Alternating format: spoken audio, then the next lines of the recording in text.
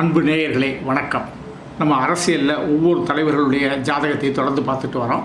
அப்படி நம்ம இன்றைக்கி அரசியலில் ஒரு குறுகிய காலகட்டத்தில் ஒரு சிறப்பாக முன்னேறியவர், அவருடைய கட்சிக்காக அதிகமாக உழைத்தவர், நம்ம பிஜேபியினுடைய கடந்த கால தலைவராக இருந்தவர் திரு அண்ணாமலை அவர்கள் தன் பக்கத்தில் மக்களையும் ஈர்த்தார், கட்சிக்காரங்களையும் ஈர்த்தார்.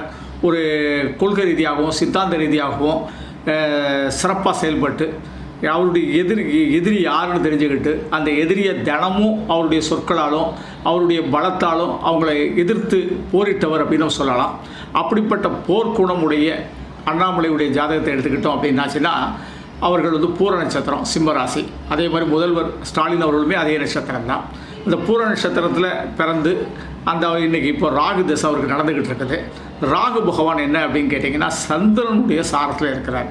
அப்போது சூப்பராக செயல்பட்டால் ராகுவை போல் உயர்வு, அதாவது என்ன சொல்ல கொடுப்பார் இல்லை அப்படிம்பாங்க. அவருக்கு சூப்பராக ஒரு நல்ல ஐஏஎஸ் அதிகாரி, நல்ல அற்புதமாக அவருடைய செயல்பாடுகள் இருந்து ஐபிஎஸ்சில் இருந்து கூட அதிலிருந்து விடுபட்டு அந்த ஒரு கட்சிக்காரங்க இவருடைய திறமையை பார்த்து இவர் அரசியலில் கொண்டு வந்து கட்சியினுடைய லீடராக ஆக்கி அந்த அளவுக்கு கொண்டு வந்தது காரணங்கன்னா சூரியனோடு ராகு சம்மந்தப்பட்டது. அப்போது ராகு குறுக்கு வழியில் அப்படி செயல்படக்கூடிய ஒரு கிரகம் சூரியனோடு இருந்தால், அப்போ பிரதமர் கூட அற்புதமாக உட்காந்து பேசுகிறது, பிரதமரோடு செயல்படுறது அற்புதமாக இருந்த அண்ணாமலை. ஆனால் ராகுவும் அந்த சூரியனும் சந்திரனுடைய சாரத்தில் அவருடைய ஜாதக பிறப்பண்ணை சந்திரனோடு மாந்தி நிறைய குழப்பங்கள், ரொம்ப தெளிவாக முடிவெடுத்து தெளிவாக போரிட்டு நல்ல இதுக்கு பண்ணாலும் சில இடங்களில் குழப்பங்களை உருவாக்கிட்டார் அப்படின்னு நம்ம சொல்லலாம்.